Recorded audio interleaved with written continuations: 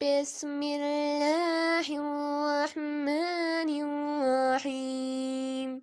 إذا زلزلت الأرض زلزالها وأخرجت الأرض أثقالها وقال الإنسان ما لها يومئذ تحدث أخبارها بأن ربك أوحى لها يومئذ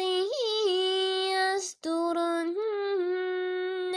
أشتاتا ليروا أعمالهم فمن يعمل مثقال ذرة خيرا يره ومن يعمل مثقال ذرة شرا